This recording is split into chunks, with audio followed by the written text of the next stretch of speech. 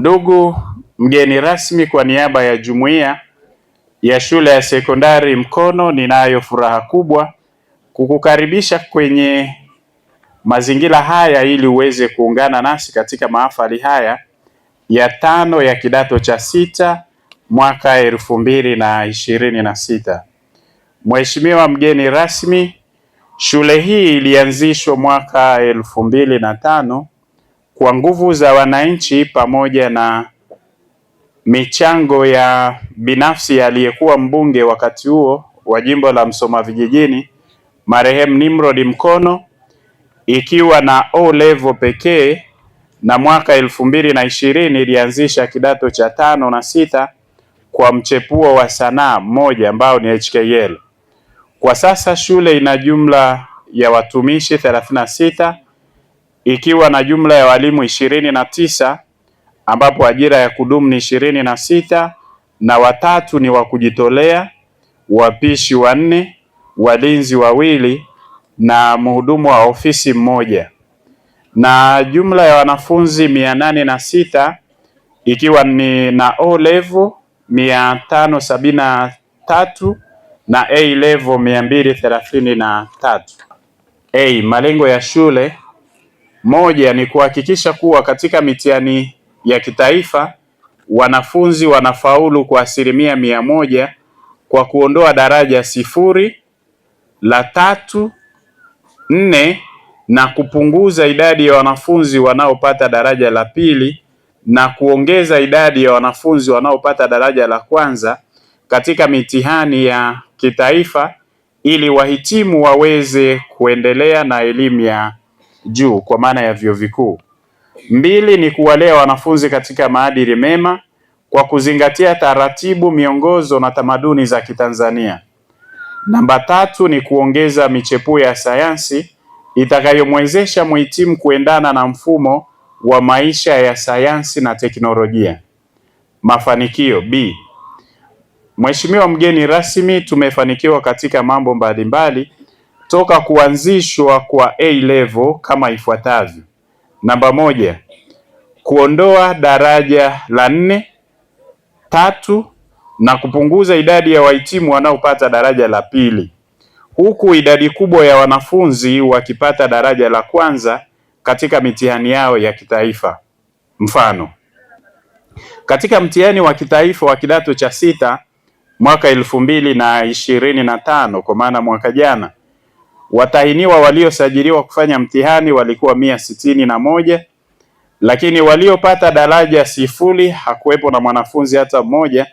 Daraja la 4 hakuna mwanafunzi aliyepata. Daraja la 3 hakuna mwanafunzi aliyepata daraja hilo, lakini tulikuwa na wanafunzi 13 tu waliopata daraja la 2 na wanafunzi 148 walipata daraja la 1. Lakini pia mwaka 2024 tulikuwa na wanafunzi waliosajiliwa 47, lakini hatukuwa na mwanafunzi aliyepata daraja la 0, daraja la 4, daraja la 3, lakini wanafunzi 9 walipata daraja la 2, lakini wanafunzi 38 walipata daraja la 1.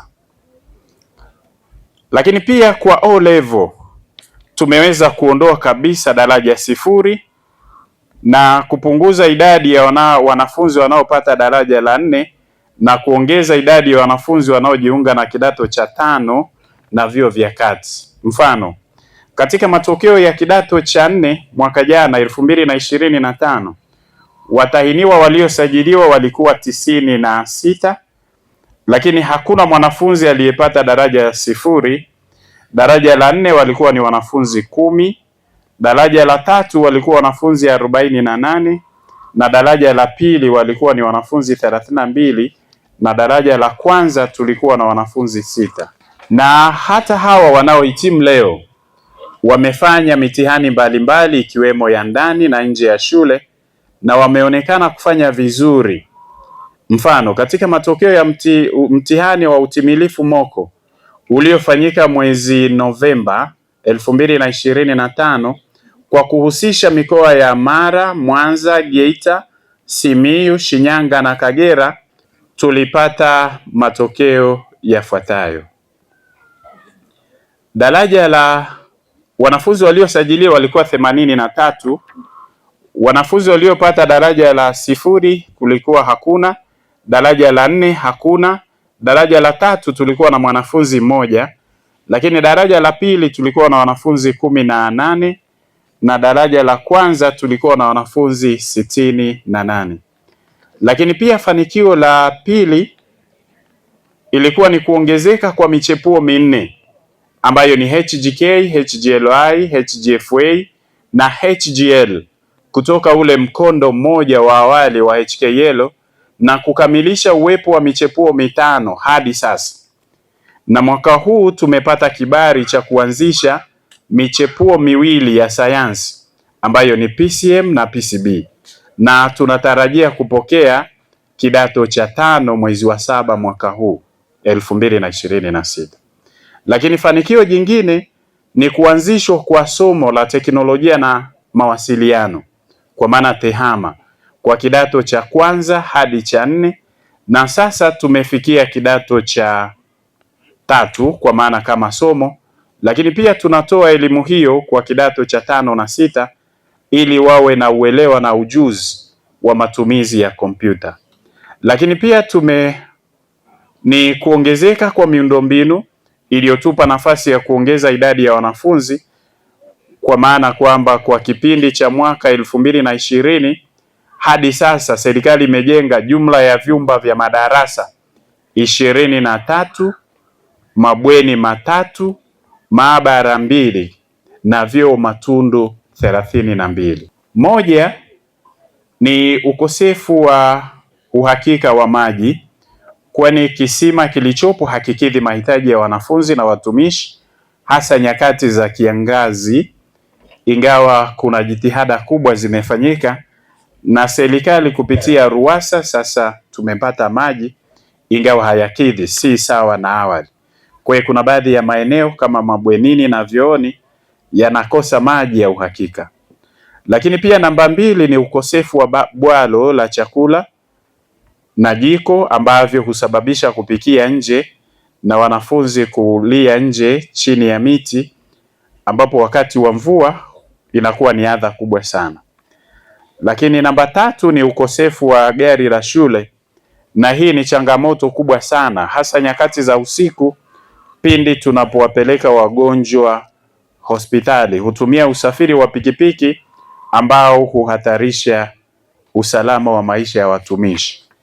Kifupi ni kwamba sisi tunatumia hospitali za wilaya ya Musoma, na bahati mbaya kutoka Bisumwa kwenda hospitali ya mkoa au manispaa ambayo ipo Musoma mjini kuna poli kubwa hapo katikati. Kwa hiyo tunapata changamoto hiyo, ndugu mgeni rasmi.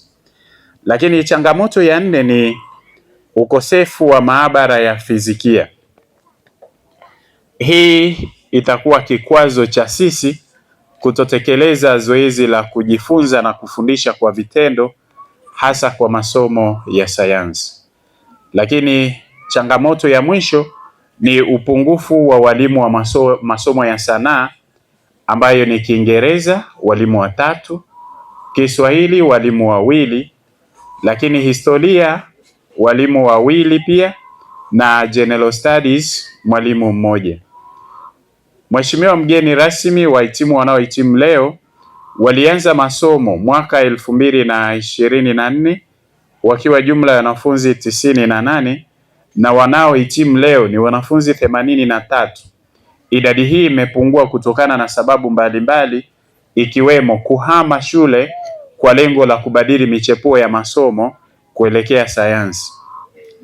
Ndugu mgeni rasmi, naomba pia nitumie nafasi hii kuwaasa wahitimu hawa wanaohitimu leo kuitumia vyema elimu na maarifa ya kiroho na kimwili walioyapata hapa shuleni katika kujenga taifa na wawe mawakala wema katika jamii na kuondokana na matendo maovu na athari za utandawazi ili waweze kuwa raia wema. Na tunakuomba pia utufikishie salamu zetu kwa rais wetu Mama Daktari Samia Suluhu Hassan kwa namna ambavyo amepambana kuhakikisha kuwa kila Mtanzania anapata elimu iliyo bora, na hii inadhihirisha katika ujenzi wa miundombinu aliyoijenga hapa shuleni. Lakini pia sio miundombinu tu.